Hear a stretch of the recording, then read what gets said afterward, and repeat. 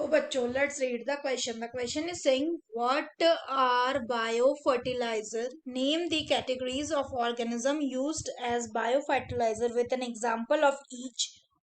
How do the function in organic farming, how do they function in organic farming. तो आइए देखते हैं हम इसका की कंसेप्ट। अगर हम बात करें इसके की कंसेप्ट की, तो इसका की कंसेप्ट हो जाएगा बायो फर्टिलाइजर्स। अगर हम बात करें बायो फर्टिलाइजर्स की, तो बायो फर्टिलाइजर क्या होते हैं? So they are the microorganisms, they are the microorganisms which bring, जो क्या लाते हैं? So they are the microorganism which bring nutrient, which bring nutrient enrichment to the soil by कैसे? by enhancing the availability of nutrient, by enhancing the availability of nutrients to crops।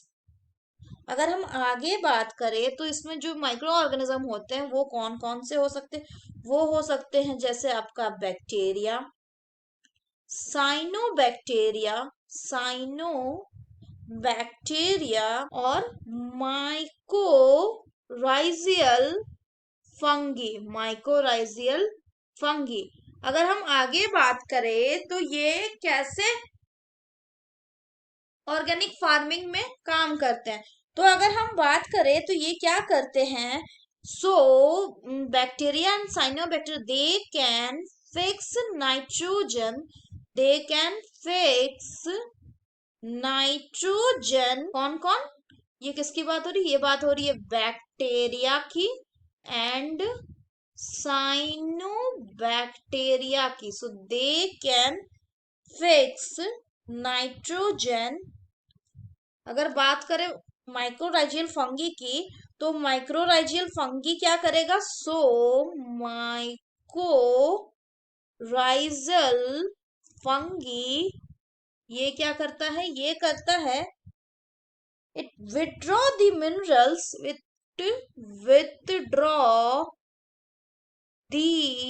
minerals, कहाँ से? withdraw the mineral करता है from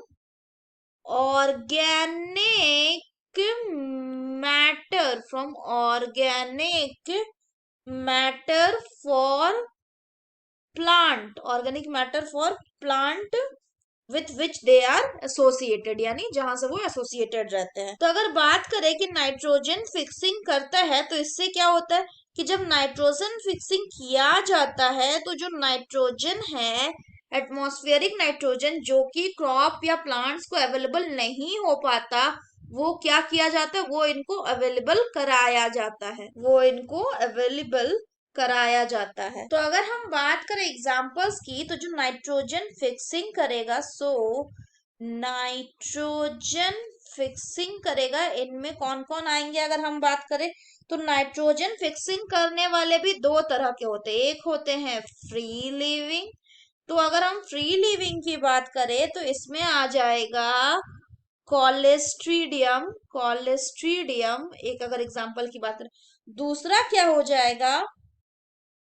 ये free living क्या था? ये free living bacteria था। अगर बात करें नाइट्रोजन फिक्सिंग में फ्री लिविंग साइनोबैक्टीरिया की, साइनोबैक्टीरिया माने ब्लू ग्रीन एल्गी की, तो वो क्या हो जाएगा?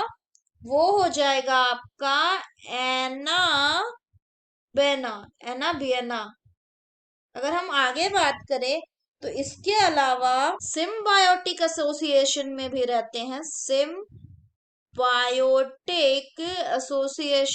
रहते हैं, नाइट्रोजन फिक्सिंग बैक्टीरियाज या फिर ब्लू ग्रीन एल्गी। अगर बात करें तो ऐसे ही एक सिम्बायोटिक एसोसिएशन में रहने वाला कौन हो जाएगा? ऐसी एक सिम्बायोटिक एसोसिएशन में रहने वाला हो जाएगा राइजोबियम। राइजोबियम।